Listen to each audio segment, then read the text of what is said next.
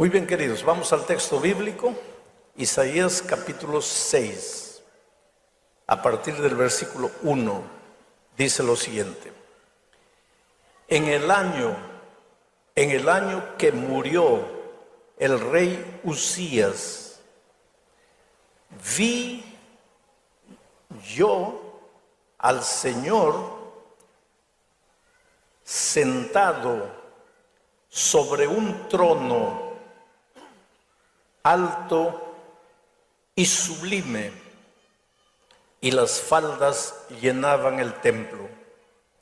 Por encima de él había serafines, cada uno tenía 6 alas, con 2 cubrían sus rostros, con 2 cubrían sus pies, y con 2 volaban. Y un querubín dijo al otro en voz alta: Santo, santo, santo, Jehová de los ejércitos, toda la tierra está llena de su gloria. Y los quiciales de las puertas se estremecieron con la voz que clamaba, y la casa se llenó de humo.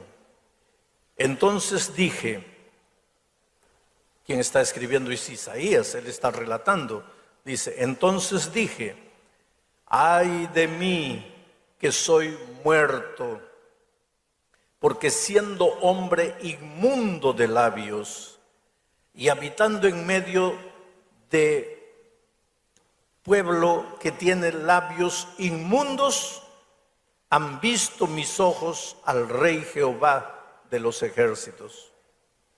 Y voló hacia mí uno de los serafines, teniendo en su mano un carbón encendido, tomado del altar con unas tenazas, y tocando con el carbón sobre mi boca, dijo: he aquí que esto tocó tus labios, y es quitada tu culpa y limpio tu pecado. Después oí la voz del Señor que decía: ¿A quién enviaré? ¿Y quién irá por nosotros? Entonces respondí yo: heme aquí, envíame a mí. Podríamos predicar unos 8 sermones solo de este texto, pero yo tengo que predicar solo un sermón esta mañana. Entonces, no voy a entrar en muchos detalles, pero voy a desarrollar apenas 3 pensamientos de los muchos pensamientos que contiene este texto. El primer pensamiento es el siguiente: Dios nunca pierde el control de las cosas. Repito, Dios nunca pierde el control de las cosas. ¿Y por qué digo eso?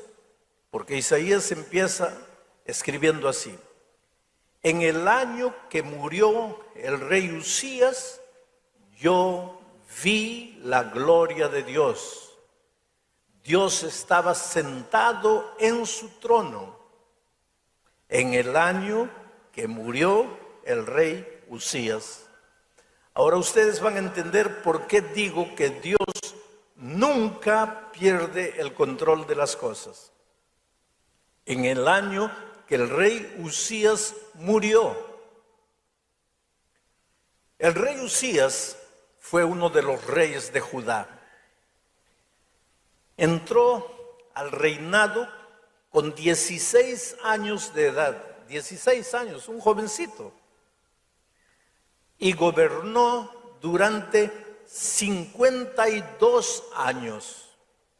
Ahora los matemáticos, díganme, ¿cuántos años vivió Usías? Si entró al reinado con 16 años y gobernó por 52 años hasta morir, ¿con cuántos años murió? ¿Ah? Muy bien. Están bien en matemáticas. El rey Usías entró al reinado con 16 años ¿Sabe quién había sido su papá? El rey Amasías, un hombre de Dios. La historia toda está en el segundo libro de las Crónicas, en el capítulo 26. No voy a leer todo, pero voy a leer solo un versículo, el versículo 5 del capítulo 26 del segundo libro de las Crónicas. El versículo 5 dice así. Está hablando de Usías y dice así: persistió en buscar a Dios, el rey Usías, que entró al gobierno con 16 años, persistió en buscar a Dios en los días de Zacarías, entendido en visiones de Dios. ¿Se acuerdan del profeta Zacarías?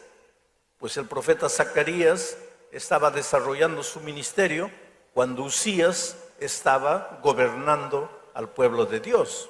Entonces dice el versículo que Usías persistió en buscar a Dios, y en estos días en que buscó a Dios, Dios lo prosperó. Esto es clave. El rey Usías entró con 16 años y persistió en buscar a Dios.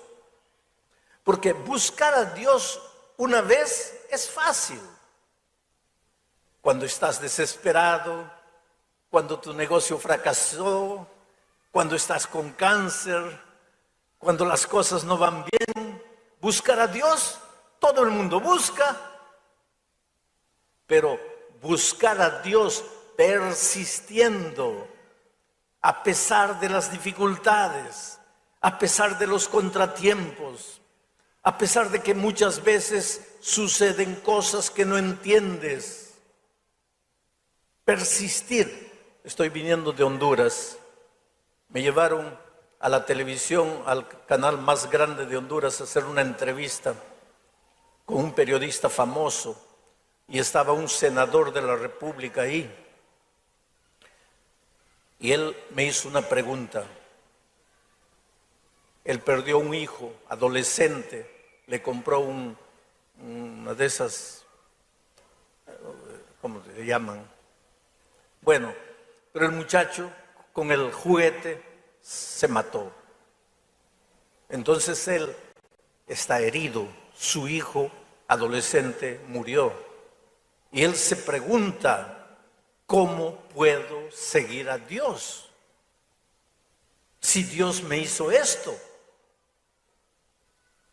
Es que tú no puedes seguir a Dios solo cuando las cosas te van bien. Aquí el texto dice que el rey Usías persistió.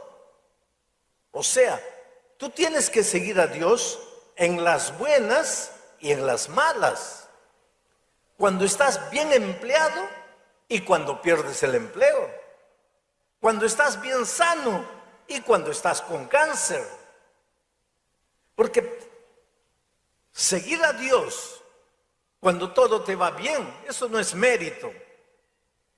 El rey Usías no siguió a Dios solo cuando las cosas le iban bien, sino que persistió en seguir a Dios a pesar de las dificultades. ¿Y qué dificultades se enfrentaba un muchacho que lo colocaron rey con 16 años? Habían enemigos, estaban los filisteos, estaban los egipcios, estaban los árabes del otro lado. Y él tuvo que enfrentar todas esas dificultades. Lo colocaron a gobernar al pueblo con 16 años y habían líderes viejos que seguramente hablaban entre ellos. ¿Qué sabe este tonto de 16 años? ¿Qué nos va a enseñar? ¿Qué nos va a gobernar? Enfrentó dificultades. La vida para Usías no fue fácil, pero a pesar de las dificultades, enfrentó, persistió en seguir a Dios. ¿Y cuál fue el resultado? La Biblia dice que Dios lo prosperó en todo. El asunto es que nosotros queremos la prosperidad, pero no queremos la persistencia. No hay prosperidad sin persistencia. Hoy no salen las cosas como quieres, persiste. Mañana no salen como quieres, persiste. Al otro día no salen como quieres, persiste. Y un día vas a encontrar la prosperidad que tanto buscas. Pero al primer obstáculo te desanimas. Y después dices que el cristianismo no funciona. Después dices que las promesas de Dios no funcionan. No, la vida cristiana es persistencia. Y Uzías persistió. Y Dios lo prosperó. Y su fama extrapasó todos los límites de Judá. Y los enemigos temblaron. Uzías hizo un gobierno extraordinario. Abrió cisternas en el desierto para que la gente dejara de conglomerarse en las grandes ciudades, porque había agua aquí, y se fuera a habitar en el desierto. Él abrió cisternas en el desierto. Promovió la agricultura, promovió la ganadería. Uzías gobernó 52 años y fueron años de prosperidad. ¿Por qué? Porque persistía en seguir a Dios. Pero, ahí está la desgracia, pero cuando ya estaba lleno de gloria, cuando ya estaba lleno de fama, cuando la prosperidad le había llegado, el texto bíblico dice que se olvidó de Dios. Y empezó a confiar en su riqueza, en su ejército, en su fuerza. Y ahí se creyó Dios. Ahí se creyó Dios. Yo te voy a decir una cosa que te va a asustar. Dios sabe a quién le da prosperidad. Si la prosperidad te va a arruinar, por amor a ti, Dios nunca te va a dar prosperidad. Dios sabe a quién le da dinero, pero si el dinero te va a arruinar, es mejor que entres pobre al reino de los cielos, que con millones te pierdas aquí en la tierra. Y por más que quieras dinero, Dios no te lo va a dar, porque en su infinita sabiduría sabe que el dinero te va a destruir. Pobre Uzías, recibió dinero, recibió fama, recibió poder, recibió gloria y se olvidó de Dios y se creyó Dios. Y tú sabes que solo los sacerdotes, Dios le permitía solo a los sacerdotes entrar al templo y encender el altar. Pero ¿qué se le ocurrió un día al rey? Dijo: sacerdote es inferior a mí, yo soy rey, este sacerdote, yo valgo más, yo puedo más. Y si el sacerdote puede encender el altar, yo como rey mucho más. Y se fue a encender el altar. Y en el momento que estaba encendiendo el altar, los sacerdotes vinieron y le dijeron: rey, tú eres rey, tú no eres sacerdote. Aquí, a encender el altar, Dios ha dicho que solo los sacerdotes pueden venir. Tú estás yendo contra las órdenes divinas. Y ahí el rey dijo: ¿y quiénes son ustedes? Yo soy rey. Yo hago lo que se me da la gana. Aquí quien manda soy yo. Y en ese momento, aquí en la frente del rey Uzías apareció una mancha blanca, lepra. Y la mancha comenzó a crecer.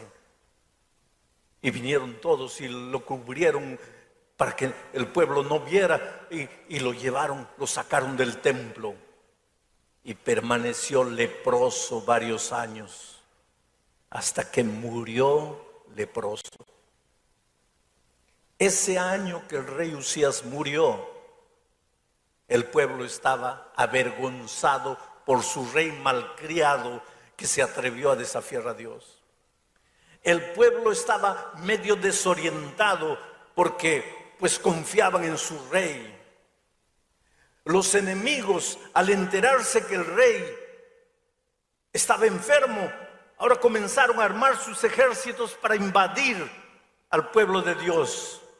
Y en esas circunstancias escribe Isaías el capítulo 6 y dice: en el año que el rey Usías murió, en otras palabras, en el año que el rey Usías estaba trayéndole vergüenza al pueblo de Dios con su lepra, en el año que los ejércitos enemigos se estaban preparando para invadir la tierra, en el año que el pueblo de Dios estaba desorientado, yo, Isaías, dice, vi a Dios sentado en su trono.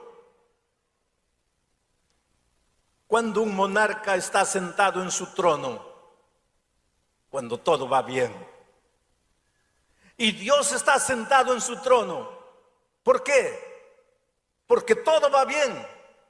Pero ¿cómo todo va bien? Si el rey está leproso, el rey está muriendo, el ejército enemigo se prepara, el pueblo está desorientado, ¿cómo todo está bien? Esto es lo que quiero que entiendas, querido. Cuando en tu vida todo está mal, cuando el cáncer te atacó, cuando tu hijo está en las drogas, cuando estás lleno de deudas, cuando perdiste el empleo, cuando la tierra debajo de tus pies parece que se va a hundir, en lugar de hacer como el pueblo de Israel, llorar, avergonzarse, enterrar la cara, haz como David, levanta los ojos al cielo y verás que Dios está sentado en su trono. La tierra puede temblar, pero Dios continúa en su trono. Y desde allí, Él gobierna los destinos del mundo. Tú no estás desamparado. Tú no estás abandonado. Desde el punto de vista humano, puedes pensar que tu problema no tiene solución, pero Dios está en el trono. Y si Él está en el trono, tú no tienes que asustarte. Tú no tienes que desesperarte. Mi pregunta para ti esta mañana es la siguiente: ¿eres capaz de ver a Dios sentado en su trono? ¿O cuando los problemas te llegan, solo tienes ojos para tus problemas? Porque si cuando los problemas llegan, tus ojos solo se concentran en los problemas de esta vida, estás perdido. Pero aunque los problemas te parezcan sin solución, tienes que secarte las lágrimas y ser capaz de ver a Dios. Arrodíllate delante de Dios y dile: Señor, estoy herido. Mi esposo se fue. Mi esposa se fue. Mi hijo está preso. Estoy con cáncer. Estoy lleno de deudas. Estoy perdido. Pero Señor, yo sé que estás ahí. Y sé que no me vas a fallar. En medio del dolor, ora. En medio de las dificultades, persiste en orar. Cuando todo te parece que está viniendo para abajo, sigue orando. Ah, pastor, pero no sucede nada. Sigue orando, porque tu Dios está en el trono, controlando el destino de las naciones, controlando cada detalle de tu vida. El problema es el siguiente: para que puedas ver a Dios cuando todo te va mal, tienes que haber aprendido a ver a Dios cuando todo te va bien. Porque si no eres capaz de ver a Dios cuando las cosas te van bien, entonces cuando las cosas te van mal, no vas a poder verlo. Ahora que tienes salud, aprende a ver a Dios en tu vida. Aprende a buscarlo, síguelo, entrégale tu vida. Ahora que tienes empleo, ahora que tienes dinero, ahora que tus hijos son niños, aprende a ver a Dios. Pero la tendencia humana es que cuando todo va bien, ¿para qué Dios? La tendencia humana es que solo nos acordamos de Dios cuando las cosas nos van mal. Pero si cuando las cosas te iban bien no fuiste capaz de ver a Dios, ¿cómo lo vas a ver cuando llegue el dolor, cuando llegue la muerte, cuando llegue la enfermedad, cuando lleguen las dificultades? Por eso la Biblia repetidas veces dice: hoy es el día de buena nueva. Hoy es el día de salvación. Hoy. Aprende a ver a Dios hoy. Estás sano. Pero quién sabe, mañana estés enfermo. Y mañana en medio de la enfermedad vas a poder ver a tu Dios. Si hoy en la salud has aprendido a verlo y a hacer de Dios el Señor de tu vida. Porque Isaías lo vio sentado en su trono. ¿Quién está sentado en este momento en el trono de tu corazón? ¿Quién? ¿Ricky Martin? ¿Michael Jackson? ¿Angelina Jolie? ¿Quién está sentado en el trono de tu corazón en este momento? ¿El dinero? ¿El empleo? ¿La familia? ¿El trabajo? ¿Quién está sentado en el trono de tu corazón en este momento? ¿Quién domina tu vida? ¿Un vicio? ¿Un hábito? ¿El cigarro? ¿La droga? ¿La bebida?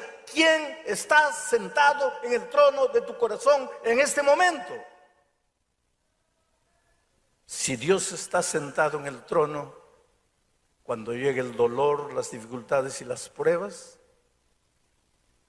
no vas a temblar, no te vas a acobardar, no te vas a desesperar, porque aunque todo tiemble a tu lado, tú vas a ver a Jesús.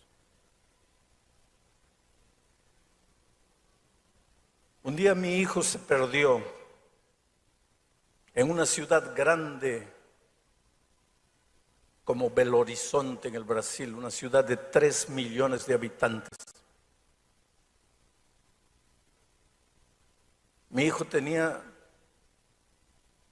5 años de edad, perdido en el centro de una ciudad de 3 millones de habitantes. Mi esposa y yo corríamos desesperados de un lado para otro. Acabábamos de llegar al Brasil. No hablábamos bien el portugués. La gente no nos entendía bien, mucho menos iban a entender a mi hijo. Pensamos, ya perdimos a nuestro muchacho. Y corríamos de un lado para otro y un policía vino y dijo: mire, no se asusten.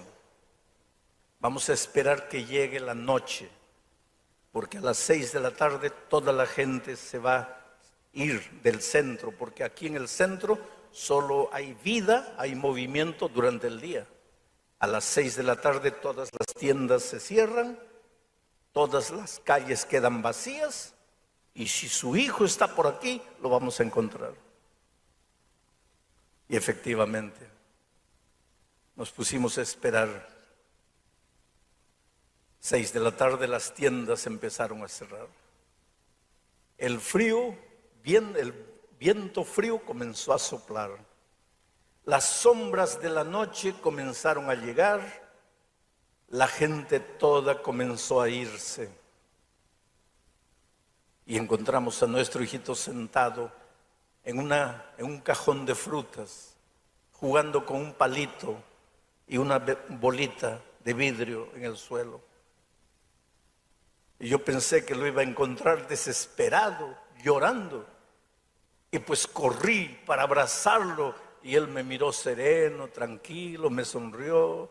lo abrazamos, lo besamos y él nos miraba asustados a mi esposa y a mí y llegamos a la casa. Y ya en la casa le pregunté, ¿no estabas con miedo? Y él me dice, ¿miedo? ¿Por qué? Porque estabas perdido. Él dice, no, yo no estaba perdido. Yo te estaba esperando. ¿Tú no eres mi papá? ¿Tú no me ibas a buscar? Oh, querido, cuando en esta vida los vientos fríos de las dificultades empiezan a soplar en tu vida, cuando las calles de tu vida comienzan a quedar desiertas, cuando todas las puertas se cierran para ti y cuando todos te abandonan y te da la impresión de que te estás quedando solo, tú jamás estás solo. Tú solo estás esperando. Tu Padre va a venir. ¿O no es tu Padre? Está sentado en el trono de tu corazón, entonces no tengas miedo. Él va a aparecer en el momento oportuno. Cuando tú piensas que todo está perdido, Él va a aparecer. Por eso Isaías dice, en el año que el rey Usías murió, cuando el pueblo estaba desesperado, avergonzado por causa de su rey leproso, cuando el enemigo se preparaba para invadir, yo, Isaías, vi al Señor sentado en su trono.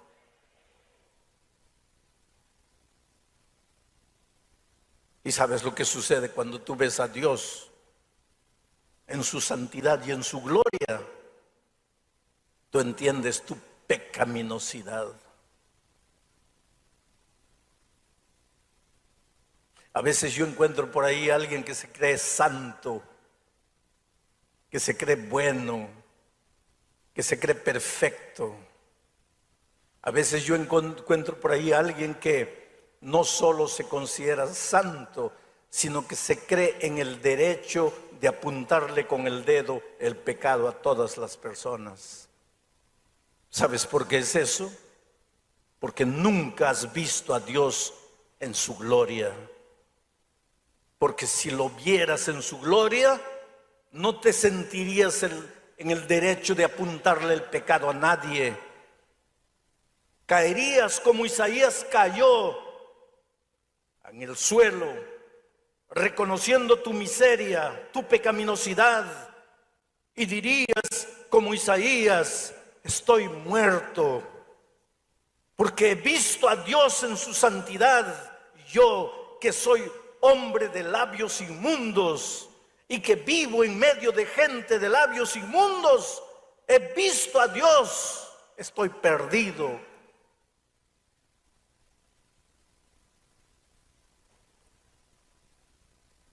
Si esta mañana estoy predicando a alguien que se siente sucio, inmundo, distante de Dios, yo tengo una buena noticia, yo tengo un evangelio. Evangelio quiere decir buena noticia. ¿Y cuál es la buena noticia? De que Jesús vino a morir por ti, porque tú eres inmundo, sucio, asqueroso espiritualmente. Tú no vales nada. Y Jesús vino a morir por esos que no valen nada. Y si esta mañana yo tengo aquí a alguien que se siente salvo porque guarda los mandamientos, porque cumple, porque come esto, no come aquello, yo tengo una triste noticia para ti. Jesús no tiene nada que hacer en tu vida. Tú no necesitas a Jesús. Jesús vino a este mundo para salvar, para sanar a los enfermos. Los sanos no tienen necesidad de Dios. Pero cuando reconoces tu pecaminosidad, no es para que continúes revolcándote en el charco inmundo del pecado. El reconocer tu pecaminosidad es apenas el primer paso en la restauración de tu vida.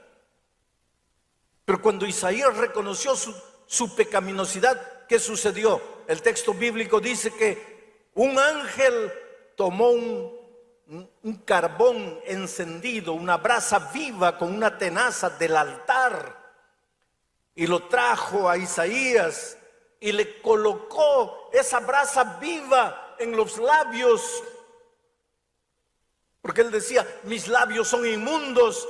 Y el ángel le colocó la brasa viva y le dijo, ya no son más inmundos, porque tu pecado ha sido perdonado, tu culpa ha desaparecido, ahora estás salvo para el reino de Dios.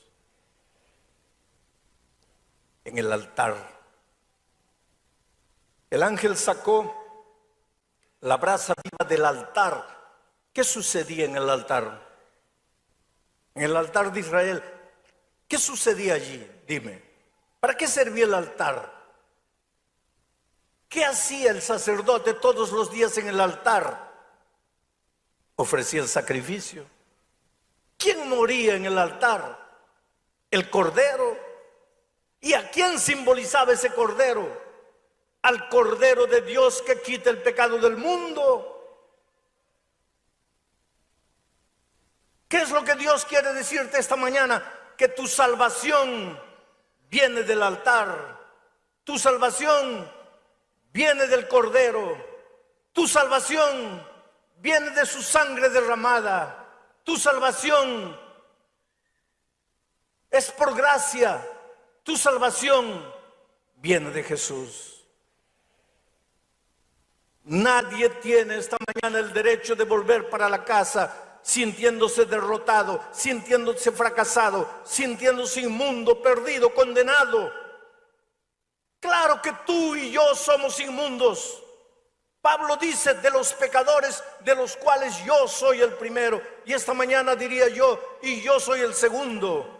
Y aquí entre ustedes está el tercero, el cuarto, el quinto. Pablo dice, todos pecamos y estamos destituidos de la gloria de Dios.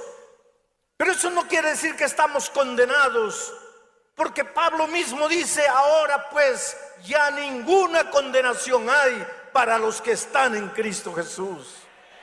Porque un día el Señor Jesucristo fue levantado en la cruz del Calvario, sufrió lo que teníamos que sufrir por nuestros pecados, lloró lo que teníamos que llorar por nuestras actitudes, fue humillado como nosotros tendríamos que ser humillados por causa de las decisiones tontas que hacemos en la vida. Murió la muerte que merecíamos. ¿Para qué? Para darte vida. ¿Y por qué? No porque vales alguna cosa, solo porque te ama. Te ama con un amor que tú jamás entenderás. No me preguntes por qué Dios te ama. Él no te ama porque eres bueno. Él no te ama porque hayas hecho algo que valga la pena. Pero tampoco deja de amarte porque eres malo. Él te ama.